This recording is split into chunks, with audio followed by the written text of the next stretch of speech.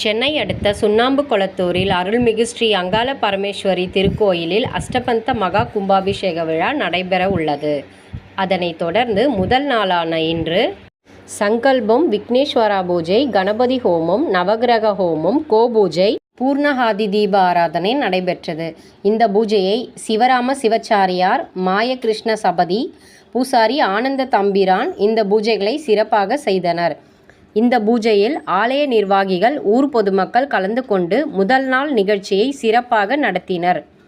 இதில் சிறப்பு விருந்தினராக வார்டு மெம்பர் விஜயகுமார் கலந்து கொண்டு இந்த விழாவை சிறப்பித்தார்கள்.